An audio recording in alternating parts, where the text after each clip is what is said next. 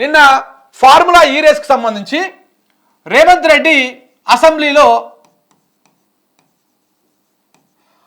నిన్న మాట్లాడిండు. నిన్న మాట్లాడుతూ ఆయన చాలా ఆరోపణలు చేసిండు. ఏమేమి ఆరోపణలు చేసిండు అయ్యా అంటే, కేసీఆర్ కేటీఆర్ ఆర్థిక నేరగాళ్ళు, వీళ్ళు చాలా స్కాములు చేసిర్రు అని చెప్పేసి మాట్లాడడం జరిగింది.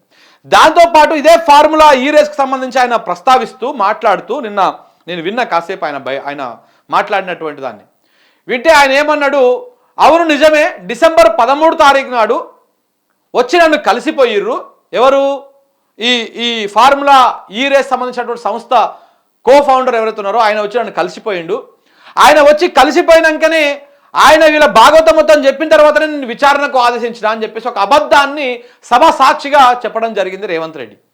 ఎంత దుర్మార్గం అంటే, అధికారం చేతిలో ఉంటే ఏ అబద్ధమైనా ఆడొచ్చు అన్నటువంటి దానికి రేవంత్ రెడ్డి గారే బెస్ట్ ఎగ్జాంపుల్ అన్నమాట. డిసెంబర్ 13 నాడు సీఎం తోటి ఈ ఫార్ములా ఈ రేస్కి సంబంధించినటువంటి వాళ్ళు వచ్చి మీట్ అయిపోయిన తర్వాత ఒకవేళ ఇందులో అవకతవకలు జరిగినాయి, గత ప్రభుత్వం అవకతవకలు జరిగినాయి అని చెప్పేసి రేవంత్ రెడ్డి నేను ఆరోపించింది కదా, ఒకవేళ అదే నిజమైతే మరి 19 తారీఖు నాడు లేఖ ఎందుకు రాసిండు?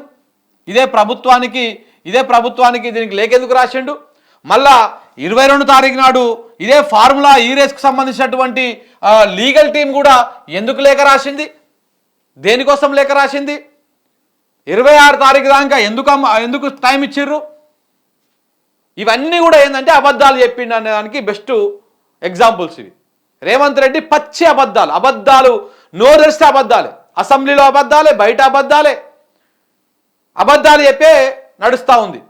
అదేదో నక్క కథ ఉంది కదా, ఆ నక్క కథ లెక్కనే ఉన్నది రేవంత్ రెడ్డిది. అధికారం ఉన్నన్ని రోజులు ఆ రంగు అట్లనే ఉంటుంది. అధికారం చిన్నగా దగ్గర పడతా ఉంటే ఆ రంగు గెలిచిపోతుంది, అసలు రూపం బయట పడుతుంది, అసలు అది నక్క అనేది తేలుతుంది. ఇప్పుడు అమరాబాద్ పులి లెక్క చలామణి అవుతా ఉంది రాష్ట్రం మీద పడి, కానీ అది నక్క, గుంట నక్క అది. సో కాబట్టి ఆ నక్క రంగు వేసుకుంది, ఇప్పుడు అంతే పులి రంగు వేసుకున్నది. ఆ పులి రంగు మెల్లమెల్లగా పోతా ఉన్నది. నిన్న అబద్ధాలు, అంత అబద్ధాలు, పచ్చి అబద్ధాలు చెప్పుకుంటూ వచ్చాడు. ఇది ఇట్లా పెడితే ఇంకా ఆయన నిన్న మాట్లాడుతూ కేసీఆర్ కేటీఆర్ ఆర్థిక నేరగాళ్ళు అని చెప్పేసి ఒక మాట అన్నాడు. ఆర్థిక నేరగాళ్ళు అనగానే ఇక మన ఆస్థాన పత్రికలు చూసుకోండి, జై తెలంగాణ ఎట్టేసి చూడండి ఒక్కొక్క వార్త. ఇక చూడండి, ఇగో చూసారా ఇక్కడ, కేసీఆర్ కేటీఆర్లవి తీవ్రమైన నేరాలు, ధరణి పోర్టల్ ఓఆర్ఆర్ ఫార్ములా ఈ రేసు విషయాల్లో వారికి ఏ శిక్ష విధించాలి? ఇది నిన్న ముఖ్యమంత్రి గారు మాట్లాడినటువంటి మాట. ఇవి తీవ్రమైన నేరాలు, ఈ ధరణి పోర్టలు ఓఆర్ఆర్ ఫార్ములా ఈ రేసులో ఏ శిక్ష విధించాలి అని చెప్పేసి ముఖ్యమంత్రి గారు నిన్న మాట్లాడారు. ఇక ఎట్లా ఉంటుందంటే దయ్యాలు వేదాలు వల్లించినట్టుగా ఉన్నది. 50 లక్షల రూపాయల డబ్బులు పట్టుకొని అడ్డంగా దొరికిపోయి జైల్లో ఉన్నటువంటి మీరు ఇలా ఆర్థిక నేరాల గురించి దీని గురించి మాట్లాడితే ఎలా ఉంటుంది రేవంత్ రెడ్డి గారు? ఇది చాలా విడ్డూరం అనిపిస్తలేదా? ఇంకొకటి, ఇందులో ఈ కాళేశ్వరము ఫార్ములా ఈ రేస్ ఇవంతా కూడా కోట్లల్లో ఉన్నప్పుడు దాని గురించి ఎట్లా మాట్లాడతాడు ఈయన? దాని గురించి ఎట్లా మాట్లాడతాడు? కాళేశ్వరంలో తీవ్రమైనటువంటి అవినీతి జరిగిందని ఎట్లా మాట్లాడతాడు? ఫార్ములా ఈ రేస్ ఆల్రెడీ కేసు నమోదు అవుతా ఉంది కదా, దీని మీద ఎట్లా మాట్లాడతాడు? ఇవన్నీ కూడా చర్చ ఉన్నది. ఇది ఒకటే కాదు, ఈ పత్రిక కూడా చూడండి ఎట్లనే. తండ్రి కొడుకులు నేరగాళ్ళు, నేను శుద్ధపూసను. రేవంత్ రెడ్డి ఏం చెప్తున్నాడు? కేసీఆర్ కేటీఆర్ నేరగాళ్ళు, నేను శుద్ధపూసను, నాకు ఏం తెలియదు, నాకు 50 లక్షల మూట తెలియదు, నేను ఎవరిని కొనుగోలు చేస్తే అందుకోలేదు, నన్ను చంచల్ కూడా జైలుకి పంపలేదు, నన్ను ఏడికి పంపలేదు, నేను శుద్ధపూసను, నాకేం తెలియదు, వీళ్ళు మాత్రమే నేరగాళ్ళు అని చెప్తా ఉన్నాడు ముఖ్యమంత్రి గారు. ఈయన నవ్వొస్తే నవ్వకూరిగా మీరు అయిపోయాక ఎంత అబద్ధాలు అంటే పత్రికల చేతిలో ఉంటే ఇట్లా రాపించుకోవచ్చు అనమాట. ఈ రాష్ట్రానికన్నా సిగ్గు ఉండాలి. ఆయననే పెద్ద ఆర్థిక నేరగాడు, ఆయననే 50 లక్షలు పట్టుకొని పోయి దొరికిండు, ఆయన మాట్లాడింది మనం రాస్తే రేపన్నాడు ఎట్లా ఉంటుంది అని చెప్పేసి అదన్నా సోయి ఉండాలి. ఇది ఇట్లా.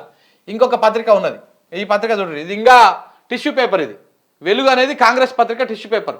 కేసీఆర్ ఆర్థిక నేరస్తుడు, ధరణితో మా రైతుల డేటాను విదేశీ వ్యక్తుల చేతుల్లో పెట్టిండు, అలాంటి వ్యక్తికి ఏ శిక్ష వేయాలో ప్రజలే చెప్పాలి, కాగు వద్దన్న సంస్థకే పోర్టల్ను అప్పగించిండు.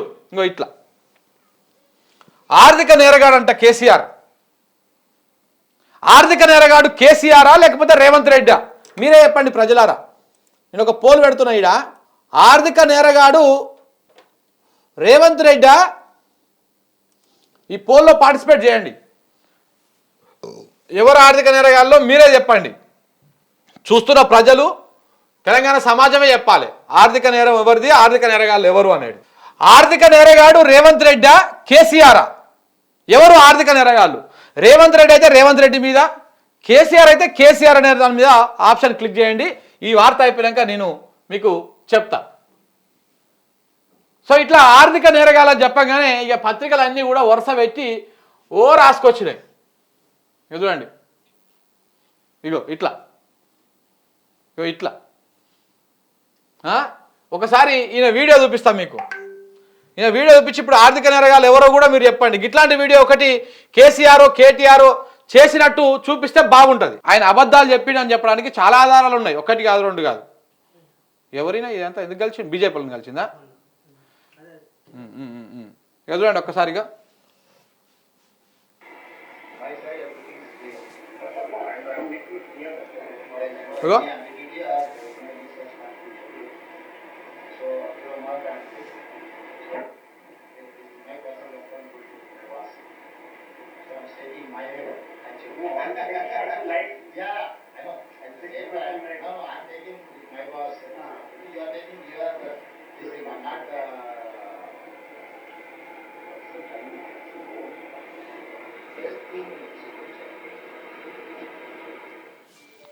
ఇట్లా సంచులు మోసుకపోయినట్టు ఆయన శుద్ధపూసనంట. మరి ఇట్లా ఏ వీడియోలు కానీ ఏ ఫోటోలు కానీ కేసీఆర్ కానీ కేటీఆర్ కానీ సంచులు తీసుకుపోయి మోసుకుపోయినట్టు మరైతే కనపడలేదు. వాళ్ళేం ఆర్థిక నేరగాళ్ళంట. రేవంత్ రెడ్డి గారు సంచి తీసుకొని పోయి 50 లక్షలు ఒక ఎమ్మెల్యేను కొనుగోలు చేసేందుకు పోయినటువంటి ఈయననేమో ఆర్థిక నేరగాడు కాదంట, ఆయన శుద్ధపూసనంట. శుద్ధపూస ఎట్లా అబద్ధాలు చెప్తా ఉన్నాడు చూడండి. సుప్పిని శుద్ధపూస పాట ఉంటుంది చూసినావా, ఇంకా ఆ పాట వేసుకోవాలి దీనికి. ఇది రేవంత్ రెడ్డి తీరు. అబద్ధాలు ఎటైతే చూడండి ఒకసారి ఇక్కడ. ఇగో అధ్యక్ష, ఈ రాయల్ ఎంటర్ప్రైజ్ కంపెనీ గురించి కొంచెం చర్చించుకోవాలంటే కొంచెం వెనక్కి వెళ్ళాలి అధ్యక్ష. 2011కి వెళ్ళాలి మనం. 2011లో సత్యం కంప్యూటర్ రిలేటెడ్ మేటాస్ అనే సంస్థ, ఇది మీ తెలివి. 2009లో జరిగినటువంటి కేసుని విచారణని 2011లో జరిగిందని చెప్తా ఉన్నాడు. సో కాబట్టి ఇట్లా చాలా ఉన్నదన్నమాట. ఇది కేవలము ఒక ఒక ఒక ఒక ఒక విషయాన్ని రుద్దడమే. ఇప్పుడు ఎందుకంటే దొంగ దొంగ దొంగ దొంగ అంటే ఏ విధంగా అయితే అదవుతుందో, ఇప్పుడు లేనటువంటి తప్పుని అయినట్టుగా ప్రచారం చేసేటువంటి ప్రయత్నం చేస్తూ ఉన్నారు. ఇప్పుడు కేసీఆర్ కేటీఆర్ ఆర్థిక నేరగాళ్ళు అని చెప్పేసి పెద్దగా పెట్టి పత్రికలల్లో పెద్ద పెద్ద అక్షరాలు పెట్టి రాపేయడం వల్ల ఏంటంటే ఇగో ఇది రేపు చర్చ అవుతుంది అన్నట్టు. అరే నిజంగా ఇవంతా చేసిర్రా అని చెప్పేసి ఒక చర్చ కావాలి. ఈ పత్రికల ఉద్దేశం కూడా అదే, ఒక ఒక ఒక రంగు బుయ్యాలి వాళ్ళకి. సో కాబట్టి ఈ రకంగా పెద్ద పెద్దగా పెట్టి రాయడం అన్నట్టు ఇవి చాలా డేంజర్ అన్నమాట ఇది. సో ఈ రకంగా నడుస్తూ ఉన్నది. ఇది రేవంత్ రెడ్డి చేస్తున్నటువంటి వ్యవహారం. ఒకసారి పోలిలో ఎంతమంది పార్టిసిపేట్ చేసిరో చూద్దాం. ఎవరు ఆర్థిక నేరగాలైతే నాకైతే ఆడ కళ్ళ ముందు కనపడుతుంది, రేవంత్ రెడ్డి కళ్ళ ముందు కనపడతా ఉన్నాడు. 92% రేవంత్ రెడ్డి ఆర్థిక నేరగాడని చెప్తా ఉన్నారు. 92%. ఎందుకంటే నేను కూడా ఎందుకు రేవంత్ రెడ్డికే ఓటేస్తా అంటే కట్టలు పట్టుకొని పోయిండు కాబట్టి కళ్ళ ముందు కనపడదాన్ని మనం చూపించాలి కాబట్టి. 92% రేవంత్ రెడ్డి ఆర్థిక నేరగాడని చెప్తా ఉన్నారు. 91% రేవంత్ రెడ్డి ఆర్థిక నేరగాడని చెప్తా ఉన్నారు. 9% కేసీఆర్ ఆర్థిక నేరగాడని చెప్తా ఉన్నారు. ఏదో నక్కకు నాగలోకానికి కొంత తేడా ఉన్నది. 9% ఎక్కడ, 91% ఎక్కడ, ఇట్లా ఉన్నది కథ.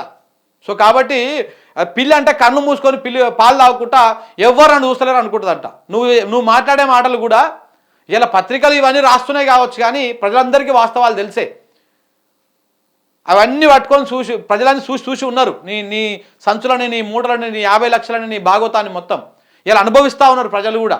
సో కాబట్టి ఇంకా ఈ దుకాణం బంద్ చేసేయి. ఇంకా దీని గురించి చాలాసేపు చర్చించకు.